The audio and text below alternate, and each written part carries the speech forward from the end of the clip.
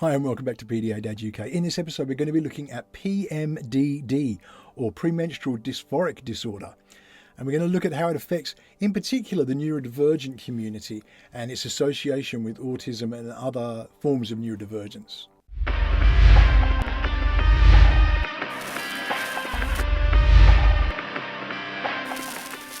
So as I say, welcome back to PDA UK. Before we go on, can you please go hit like, hit subscribe and ring the bell. You'll always know when new content's coming up and you'll really help me towards the goal I've set to hit that 10,000 subscriber mark. It will make a big difference to who this goes out to and who gets to see it. So please do go do that now. It will be a real favour to me. As I said before, we're going to be looking at PMDD, Premenstrual Disphoric disorder.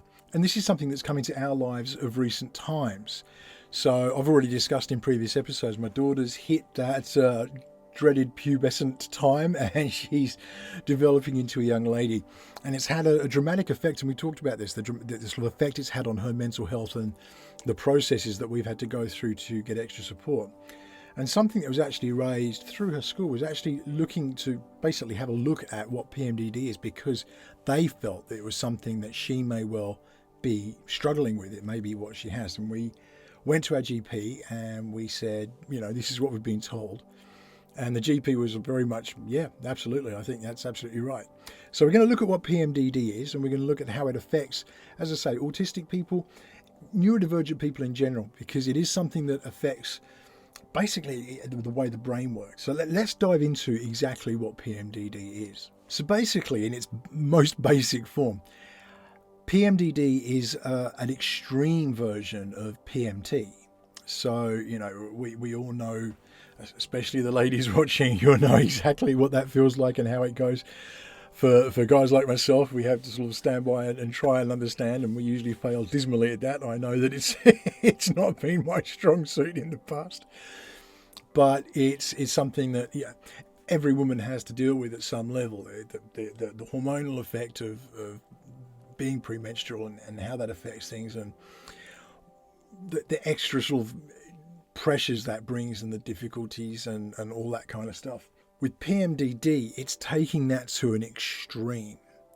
So what we noticed was that my daughter in particular was really struggling with basically how she felt about life in general. The dip in that premenstrual cycle was so severe it was causing real issues, and we were dealing with suicidal ideation and all that kind of stuff, and that was something that was really strong. And as I say, her school picked up on this, because we have a very good relationship with my daughter's school, and it's something that we've been able to, when things like this occur, they talk to us and we talk to them, and we get to the bottom of things, and we work through as a team, together, and it presents a united front for our daughter, and she sees who really is there supporting her. So PMDD, it causes a range of really emotional and really severe emotional responses to that PMS sort of period, PMT period, whatever you want to call it. But that week or two before the period hits, that's when it really seems to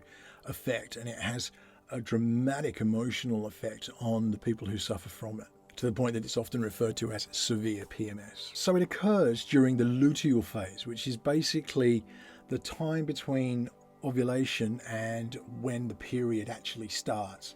So it's 1 to 2 weeks. It can be less, it can be more. It really depends on the individual, but that seems to be when it really takes hold.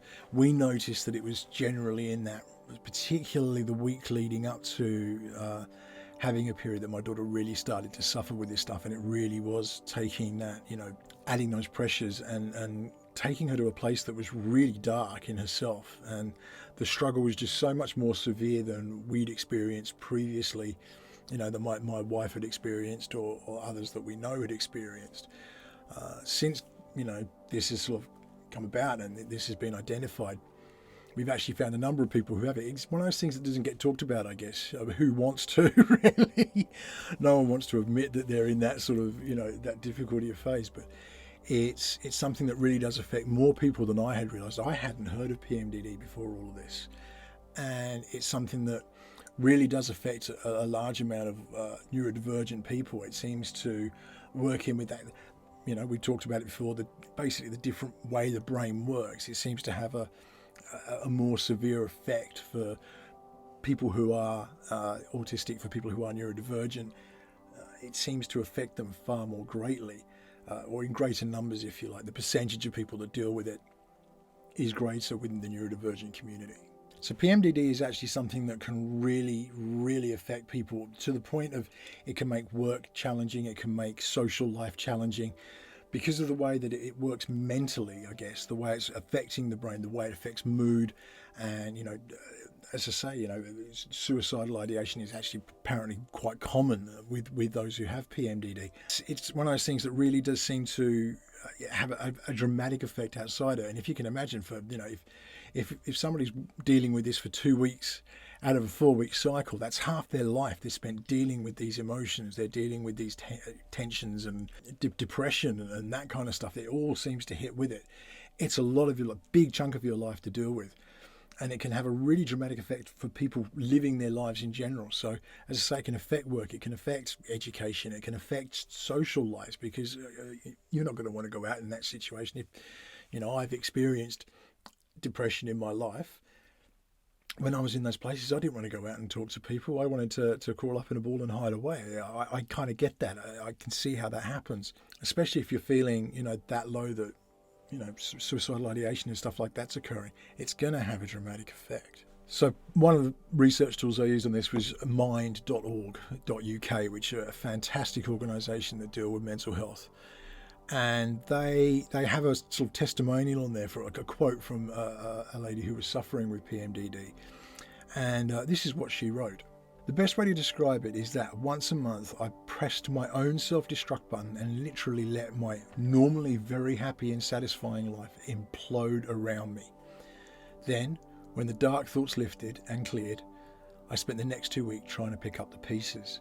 So you can imagine it's sort of this 2-week cycle of going through this self-destructive phase, followed by 2 weeks trying to pick up the pieces and reassemble it, only for the next cycle to hit, and bam, then there it all goes again.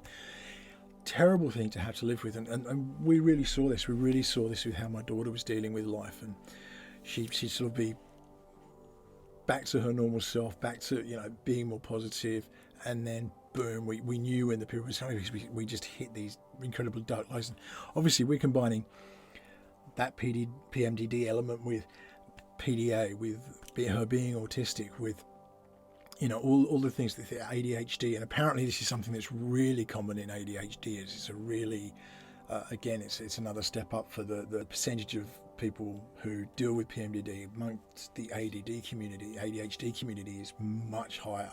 And we'd see it. My daughter would just go into this total destructive phase. It wasn't necessarily what I call self-destructive, but she just tear everything out around her, if you like. She'd just go into this place and she would talk in really dark ways, really worrying ways.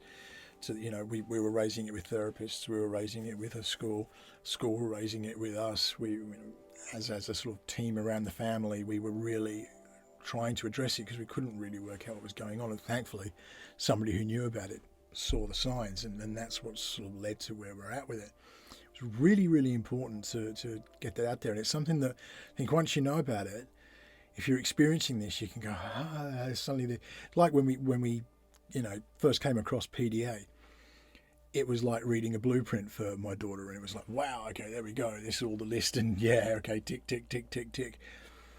When you find that, it's like a huge weight. You can sort of, what you're dealing with, what you're having to work with, and that you've got a place that you can start with it and really move forward.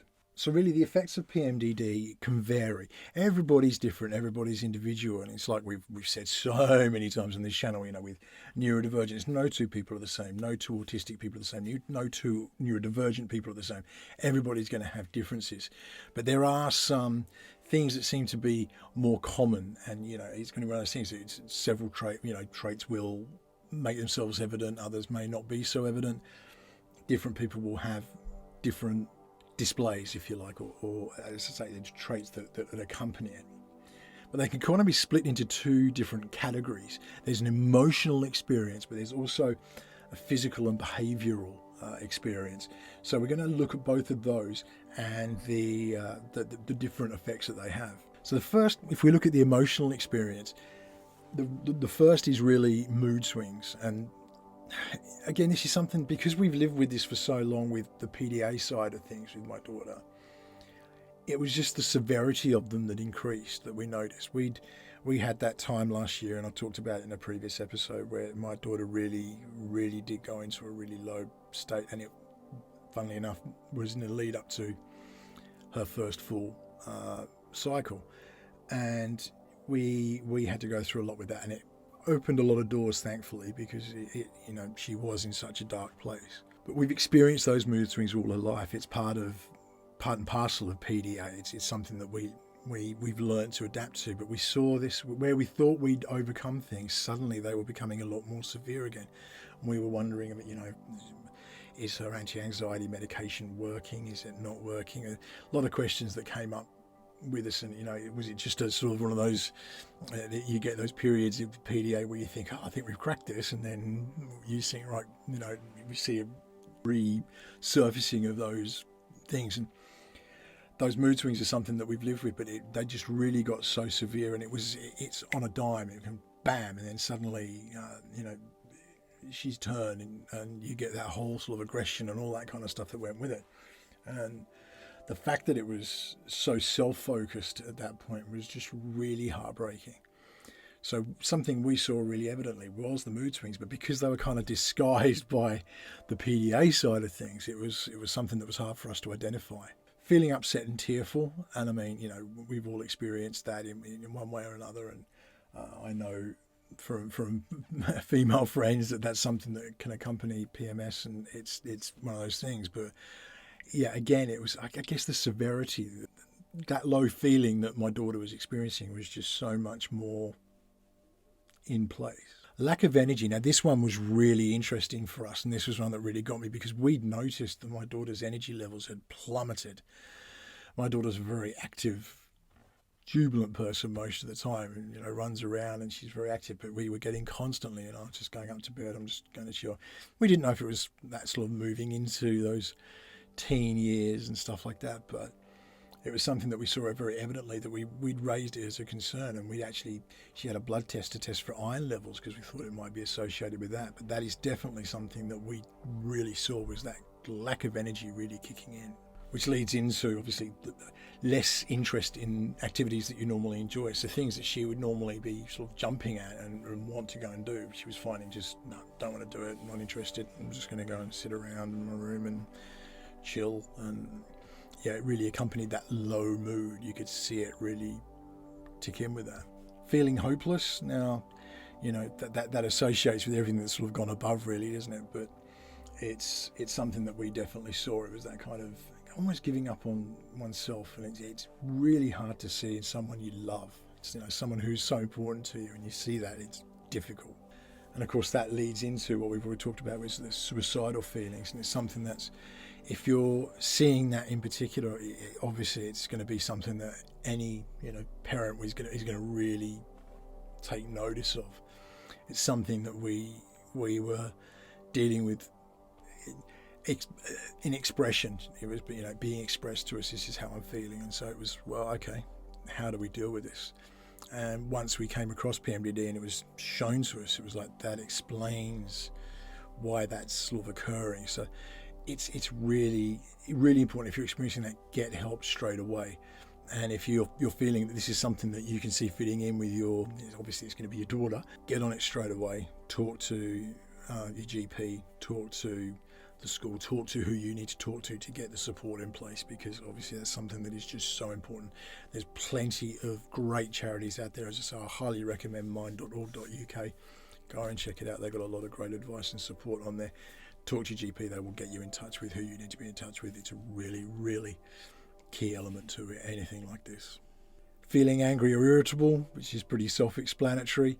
Feeling anxious. Now, of course, with autism, with a lot of neurodivergence, or anxiety sort of walks hand in hand with those things. So it's, again, it can be one of those things that's kind of disguised, camouflaged by what you're already experiencing. That was certainly the case for us.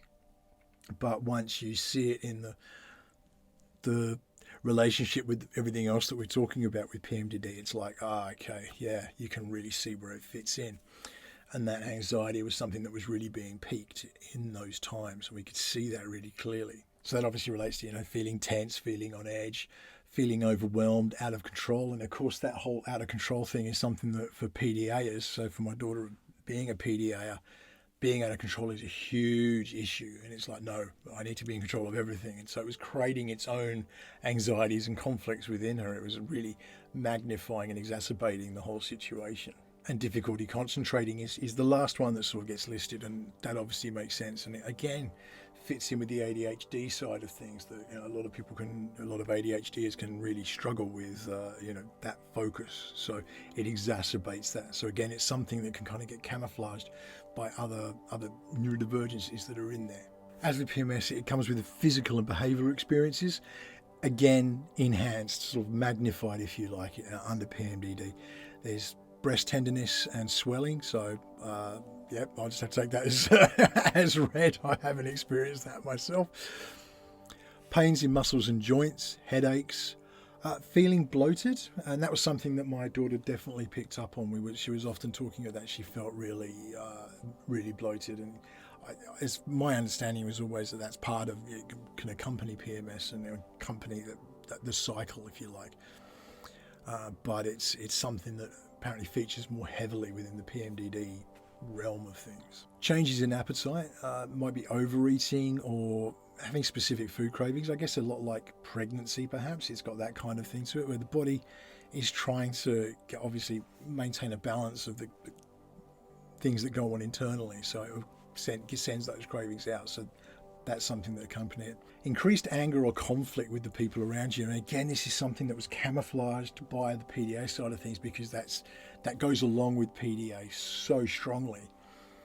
And so we saw it as a PDA trait, but actually it's something that's coming out as a result of PMDD. It's being exacerbated by the PMDD side of things, I guess. And becoming very upset and feeling that others are rejecting you. And this is something that I picked up on with just the way my daughter was talking to us and the things that she was saying. Her feelings of, they're better than me, that I'm less important, and genuine feelings of, you love other people more than you love me, or that kind of stuff. Things that she was saying were just, easy to correct at the time. Like, absolutely not. We treat you and your brother exactly the same. You don't have to worry about any of that. And people aren't rejecting you. You've got to, understand that and try and see. We tried talking it through, but it was just an inset feeling. And it's very hard to tackle the belief, the heart and the mind, if you like, that sort of communication between them. And it was something that she genuinely really felt. Causes for PMDD. Now, this is something that there's not a lot known in that sense. There's theories, there's that kind of stuff. It could be genetics, it could be smoking, which is not something that my daughter does. So that's not something that you can play into there.